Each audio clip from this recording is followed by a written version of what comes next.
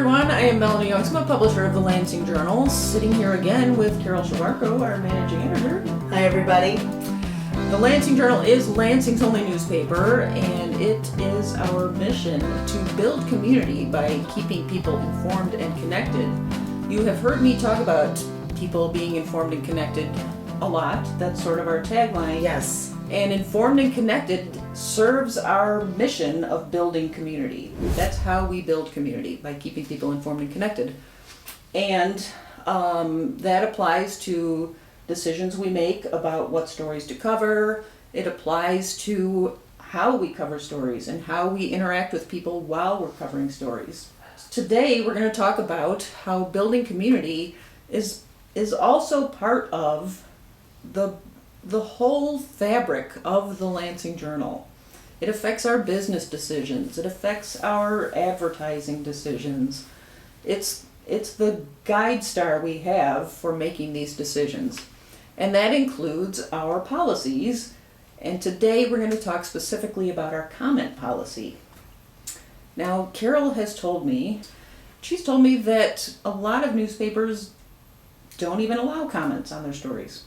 Right. A lot of newspapers and other news outlets have made the decision just to turn off commenting, not allow it on their stories. And a big part of the main reason, is that it's very difficult to moderate comments. You know, a news website is not like a social media website where it's just kind of a free-for-all for the most part. People can say mostly whatever they want without, being checked. It's a place where, the conversation is supposed to be a bit more reined in. And so a lot of those sites, they don't want to deal with it. It's a lot of work. It's a lot of decision making. They just don't allow comments. But at the Lansing Journal, as part of our mission to bring together community, we do allow comments. Yes, we do, because we are a community newspaper and we believe it's important to allow as many community voices onto the pages of the newspaper. And comments are one way to do that.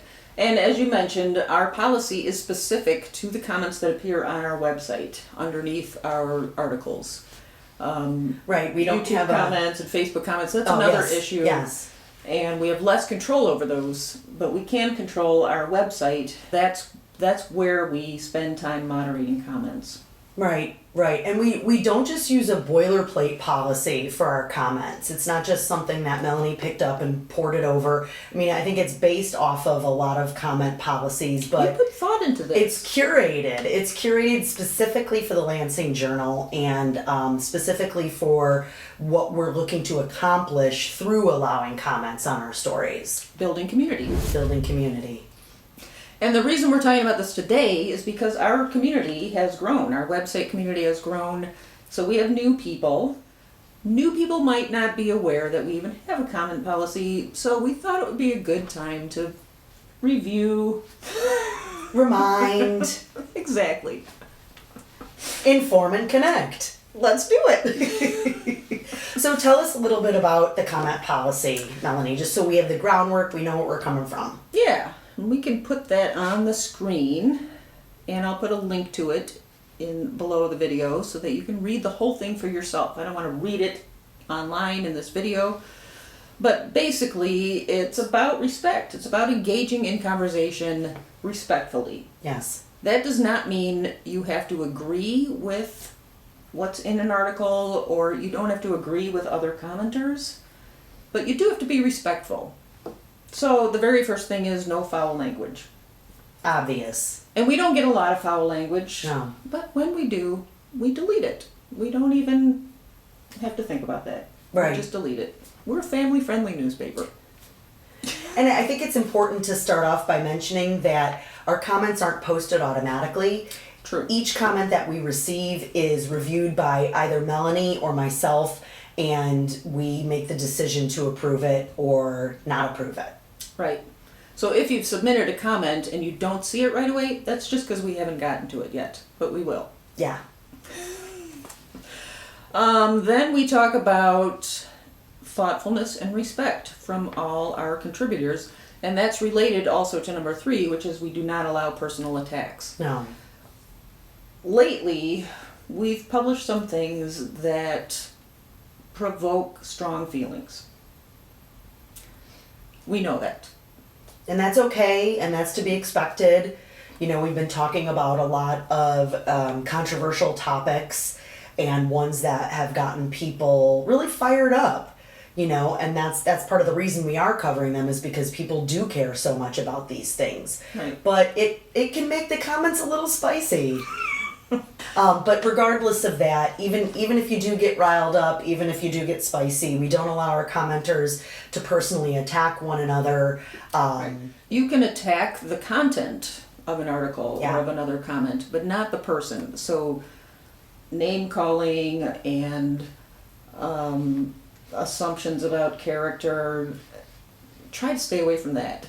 And all of this is a judgment call. Like, we are constantly having to make judgment calls about whether they're talking about the person or the content, or whether this is respectful or not. You'd be surprised at some of the comments we get, and we have to put some thought into whether to allow it or not. So, for example, let's give you an example Yes. of the kind of deliberation that we go through. We did get a comment this morning on a recent fact check article that Carol wrote called "Thornton Township Did Not Face Deficit in 2022 as Henyard Claims." A lot of information in that article. Carol did a lot of research and pulled it together very succinctly. We got a comment this morning that just says, "She is a liar." I don't think they're talking about Carol. I think they're talking about Tiffany Henyard. But Carol and I had a conversation about this comment. It's so simple and short. Right. But it's a tough comment to Right. consider. Calling someone a liar is a very serious accusation.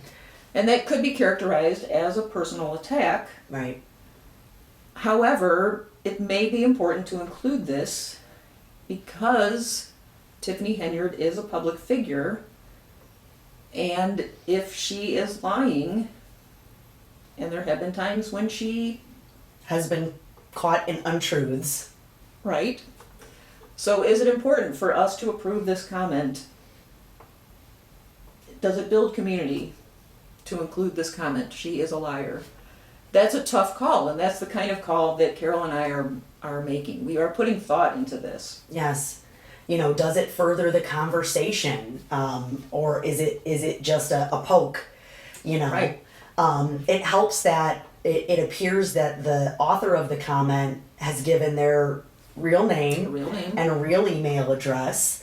So they're putting their name out there. They're putting themselves out there and saying, this is what I believe.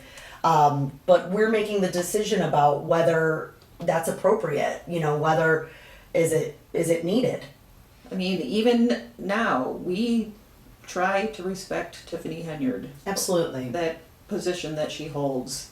She's in a position of leadership. There's a lot we could say about that, but we want to be respectful of the position, of the process. So yeah, just it's tough. Yeah, it is tough. And we don't want to be a party to simply tearing anyone down or piling on. Right. That's not our function. Our function is to inform and connect. So our purpose in approving a comment like this would be because the things that Tiffany Henyard says do sometimes need to be questioned, and this commenter is questioning those statements that she's making, and so I think it's appropriate. And something I think is really cool that Melanie does is if we do receive a comment that's got some questionable material in it that would make us not approve it, she reaches out to the person because a commenter has to include an email address Right. with their comment. So Melanie will reach out to them and say, hey, we're not willing to approve your comment the way it is now, but maybe there are some changes that you can make to it. Not trying to change what they want to say, but Right. just saying it needs to follow Take that swear word guidelines. out. Yeah, That right. kind of thing. And if people make another run at it, then we'll go ahead and post it. Yeah. So, and that leads to number 4 on our policy, which says we rarely allow anonymity, and we request an actual email address because we want to be able to reach out to you. Sometimes I'm questioning what you actually meant by your comment. Maybe it could be stated more clearly. Sometimes I'm questioning if you're a real person. You're not allowed to just drop a statement and run. If you're going to place a comment, you're a part of the conversation and you have to stick around for the conversation. Also, commenters, when they leave their real email address, they get notified when other people join the conversation. And that's what makes it a conversation. So that's what's behind our rule about anonymity. Now, there are situations where we do allow anonymity, especially when there's, some of these recent things. There's a potential for, what's the right word? Retribution, Yes. potentially. Yeah, and we get that. We don't want to put anyone in danger. We don't want to endanger anybody's job. There are times when anonymity is necessary, but that's kind of a last resort. Right, it's pretty rare. Yes, quite rare. Yes. Let me talk about our YouTube commenters for a minute. YouTube does have a comment policy, and I think YouTube moderates comments. I just realized fairly recently that sometimes YouTube is putting comments on hold, and I only found those because somebody told me they had commented, and I deleted it. Well, that's not true. That moderation I'm not doing. YouTube is doing some moderation. I don't know exactly what their standards are. I can't think of a single YouTube comment. There might have been one that I thought was racist and I deleted. But for the most part, I am not deleting any YouTube comments. There's a different expectation, I think, and there's a much broader audience on YouTube Right. than there is on our website. On our website, we know that it's mostly very local people who are coming to be part of the local conversation, who want to connect with community in that way. And one thing that's really cool, I think, is that we get a lot of replies to comments on Yeah. our website, and that's, we love to see that because it's people debating things or going back and forth, and we never mind when people challenge our content. If we've made an error, we want to know about it. We appreciate it if you're going to be respectful about that. But even if you're not respectful, we'll look at what you've said, and if we're wrong, we will correct it. Yes. No problem. And I think the Lansing Journal's website, Lansing Journal articles and comments are kind of a unique space because the conversation is typically very respectful and intelligent, and we want to protect that. You can't always get that on Facebook. You can't always get that on YouTube. And it can be challenging to have a respectful conversation online because it's easy to forget that these are real people.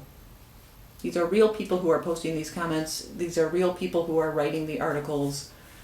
And we want to protect that sense of real community, real people. And our commenters have been very good about that, and we appreciate that. Yes. So anyway, thank you all for your comments, for your input on our website, on YouTube, on Facebook. We appreciate it all. We do want the Lansing Journal to be a community space. It is a community newspaper. We want as many voices as possible in it. And we learn from our commenters, and we appreciate your willingness to be part of the conversation. We try to be consistent, and that's difficult too. So thank you for calling us out when we're not. Thank you for correcting us when we've made errors. We appreciate all of that, and I think what we have here is precious and valuable, and we're doing our best to protect it, and we appreciate you being part of it.